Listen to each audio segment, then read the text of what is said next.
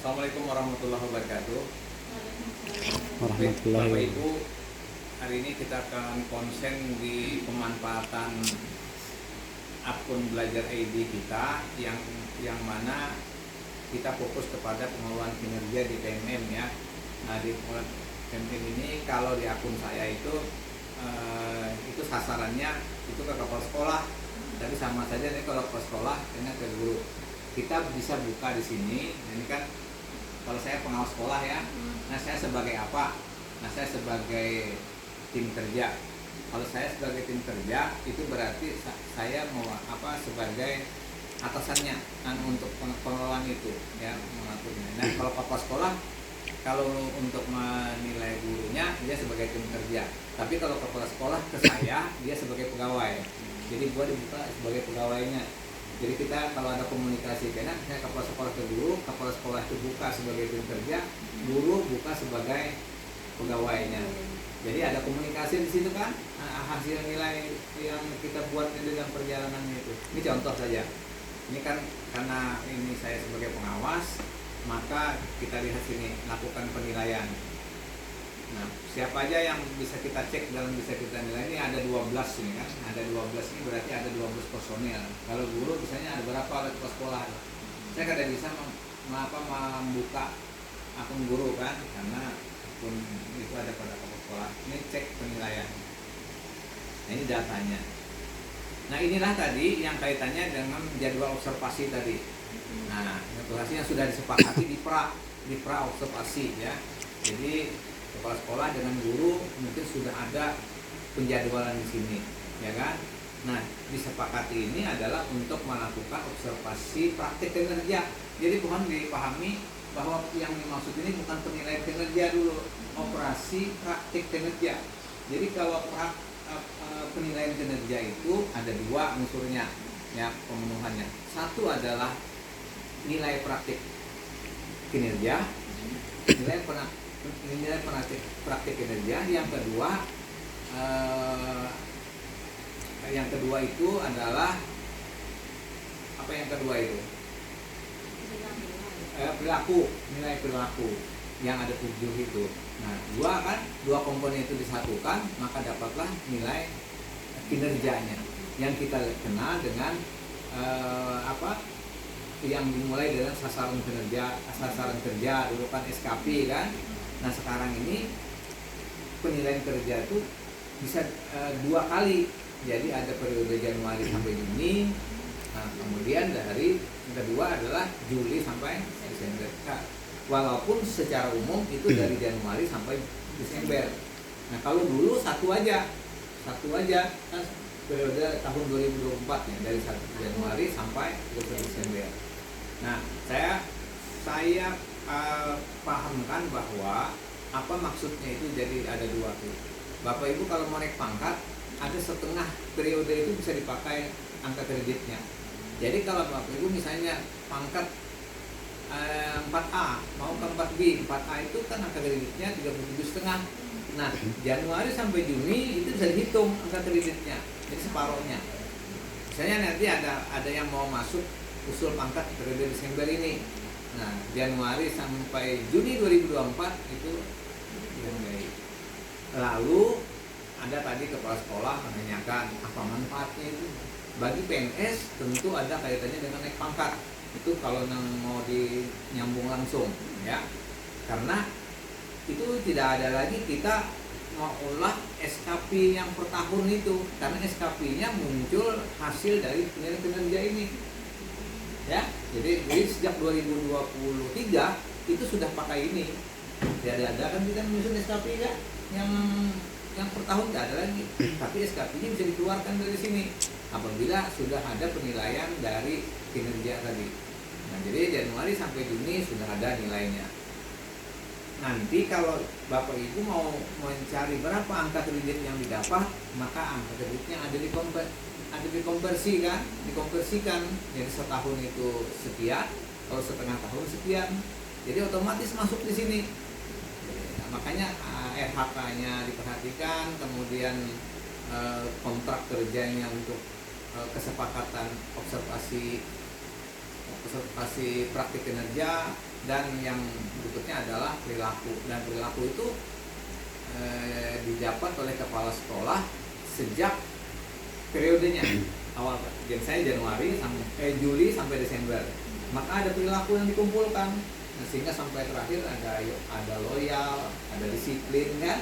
Nah, di situ ada misalnya dilaksanakan tapi ini dan yang dilaksanakan sempurna ini. Itulah muncul nanti, sehingga hasil itu dikonversikan ke dalam bentuk nilai nanti antara kepala sekolah dengan guru. Maka ada nilainya nanti kan. Nilainya itu kan ada kemungkinan 3, ya kan, kurang, ya lah,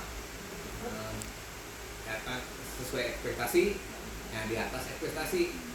Kalau sesuai ekspektasi berarti nilainya baik, begitu. Nilai baik itu ada nilai angka kredit yang standar.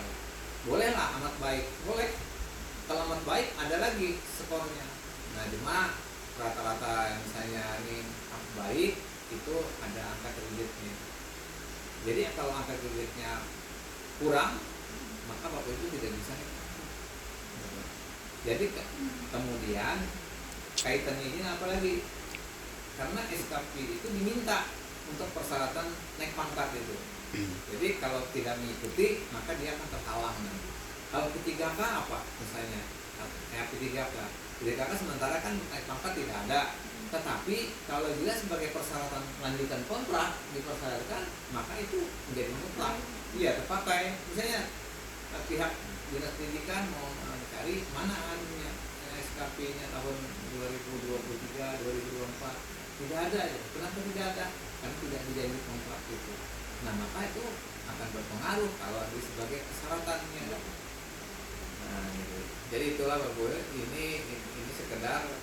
Jadi kan tulis ada status praktek kerja, ini sudah masuk ke etik, belum dinilai. Yang nanti sudah berproses terus. Misalnya Ibu Antung, manusia mana nih? Nah, ini dari sini. Saya buka di sini. 21 Oktober 32-nya, ya kan? Nanti saya datang ke sini. Nanti Bu Samsia akan dibantu oleh yang lain. Konsentrasikan, karena kita akan menilai atau memantau praktik kinerjanya itu dari sini. Setelah ini kita lihat kan ini, kita lihat indikatornya bahwa yang sepakat kemarin adalah memandu perencanaan pembelajaran. Nih, ya kan, memandu. Konsennya adalah tingkat upaya mengkomunikasikan visi misi dan prioritas satuan pendidikan yang berpusat pada peningkatan kualitas. Nah, rubriknya kita lihat di sini bisa. Namun untuk diupayakan nanti ini yang konten ini yang dianjurkan. Jadi ketika nanti memaparkan sesuatu, munculkanlah yang bukti dukungnya apa? Contoh, mendengarkan kontribusi peserta dengan saksama dan merespon atau menindaklanjuti secara konstruktif. Dalam penyampaian itu kan ada mendengarkan audien, itu konsentrasi di sini. Jadi pendukung-pendukungnya dibuatlah nanti bahan presentasi. Yang ini nanti tidak mungkin kan saya akan setiap hari datang mengontrol ini kan. Buktinya hanya disampaikan melalui file kan, misalnya kan, ini yang pernah saya lakukan. Nah, ini dihindari, itu maksudnya dihindari hal-hal ini. Kalau misalnya ibu datang ke pertemuan tanpa persiapan yang memadai, termasuk kekurangan agenda yang jelas, misalnya masuk aja tanpa ada ini, berarti itu menunjukkan yang dihindari itu kan. Nah, kalau itu muncul ada, akan berpengaruh ke nilainya. Oke lah, kalau sudah mengerti di sini, itu saja. Ini terus berjalan, nanti sampai ke sini, misalnya nilai kemampuan kinerja. Ada 3 poin itu belum dilakukan tapi belum efektif, dilakukan efektif. Akhirnya suatu saat kesimpulannya cuma ini. Nah, yang pertama ini nanti kita nilai 1, 2, 3. Lalu diisilah di sini nanti rekomendasi atasan kena saya kan melakukan pengisian, masuklah ke kemudian nanti. Kemudian ada lagi feedbacknya masuk ke sini. Kalau ini aja sebenarnya bisa aja terjadi, cuma kan kita ini ingin ada data konkret, yaitu data anonim yang berbentuk yang coretan-coretan tadi kan. Mungkin ini aja yang bisa saya sampaikan ya berkaitan dengan ini, mudah-mudahan bermanfaat. Kalau ada pertanyaan silakan. Setelah ini diisi, ada tulisan sini ini draft, ada kumpulkan. Kalau kumpulkannya warnanya biru nanti. Ya kalau biru itu berarti itu siap. Kalau masih belum biru bisa ada kesalahan di sini mengisi di sini. Baik lagi. Ya barangkali ini aja untuk penegasan dari KMM ini. Saya pesan kepada kepala sekolah untuk nanti mempunyai dokumen print out biasa yang manual, itu nanti akan dimasukkan ke dalam sini, disepakati aja dengan gurunya. Nah ketika dengan guru itu disepakati, oh ya ini sebagainya, itu bisa aja nanti kalau ada perbaikan apa diulang lagi. Terima kasih. Akhirnya wabillahi taufiq. Assalamualaikum warahmatullahi wabarakatuh.